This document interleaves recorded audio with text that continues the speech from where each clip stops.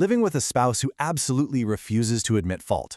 You know, if you've ever felt like you're literally talking to a brick wall when trying to resolve a conflict at home, well, you are in the right place.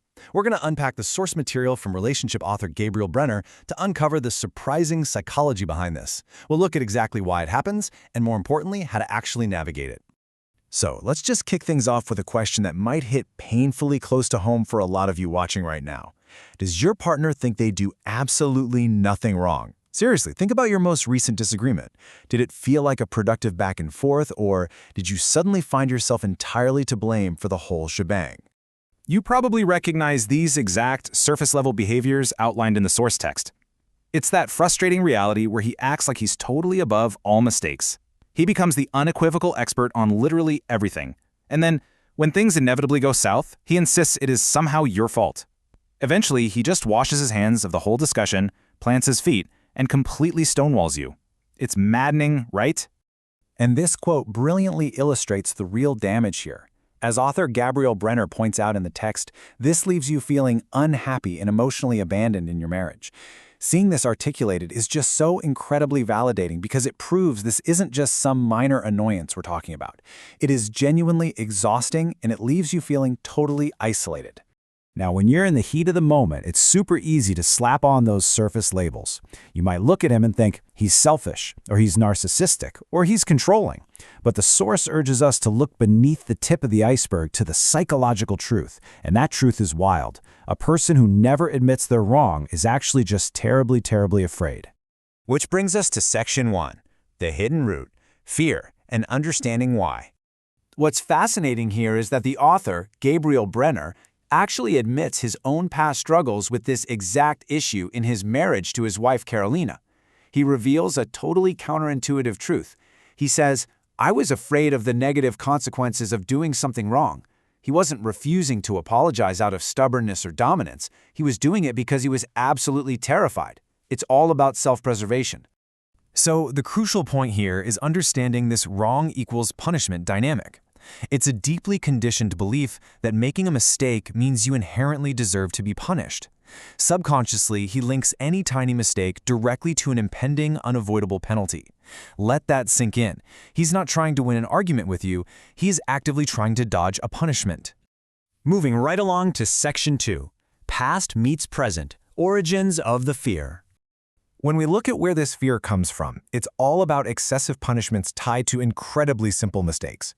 Think about childhood. Maybe being labeled a bad child led to the extreme trauma of being temporarily abandoned in a shopping mall. Or accidentally knocking over a vase meant physical punishment. Even later in adulthood, maybe navigating past toxic relationships conditioned him with brutal emotional retaliation. These unjustified, totally over-the-top punishments are exactly what built the heavy armor he's wearing in your living room today. And that brings us to this tragic, vicious cycle that plays out in your home. It goes like this. Step 1, your husband makes a mistake. Step 2, you naturally try to get him to see it. But step 3 is where the wheels completely fall off. His old trauma flares up, and he suddenly fears he's going to be punished. So, step 4, to avoid that punishment at literally any cost, he desperately deflects and turns the whole thing on you. Which leaves us at step 5, you feeling completely emotionally abandoned. But hey, here's a surprising fact from the source material that might just shift your entire perspective. Ready for it? He is likely not even aware of this mechanism. Seriously, he doesn't realize he's running on an old trauma script, and he has no clue that his desperate attempts to avoid punishment are making him entirely emotionally unavailable to you. He is just acting on pure subconscious survival instinct. Okay, let's get into Section 3, Building a Safety Net, Bypassing Defenses. Now that we know what's happening, the strategy has to shift entirely.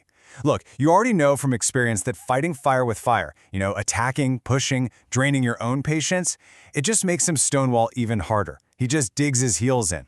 So instead, the source suggests focusing on gaining his trust. You literally have to change the weather of the relationship by creating a safe space that encourages vulnerability. To do that, you need to metaphorically weave a giant safety net for him. And woven right into that net is one incredibly clear message. It's okay to be wrong and make mistakes. Nothing bad will happen to you. This is the direct antidote, the absolute cure for that wrong equals punishment dynamic we just talked about. Because I can guarantee you, every single time a tense conversation starts up, he's secretly eyeing you up. His internal monologue is asking one big question: can I really trust her? He is frantically scanning the environment to figure out if you're trying to corner him so you can punish him, or if he's actually in a safe spot to let his guard down. Which leads us to our final part, Section 4, Unlocking Vulnerability, the Power of Trust. Guys, this is perhaps the single most fascinating takeaway from the entire source material. Men are actually secretly desperate for this safe space. Keeping up that facade, pretending to have it all figured out, and always being right, it's an immense, exhausting weight. They actually hate carrying it around. They're eager to unload that pressure. The author promises that once you gradually prove there won't be any punishment, your husband will essentially fall into your arms, pour his heart out, and genuinely apologize. So I'm going to leave you with a final provocative question to take away from our explainer today. Instead of fighting a losing battle for an apology, how will you build the safety net he needs to willingly give you one today? Remember, understanding the fear behind his defenses is just step one. Creating the safe space for him to drop them? Well, that's the ultimate solution. Thanks so much for joining me, and I really hope this deep dive empowers you to shift the dynamic in your own relationship.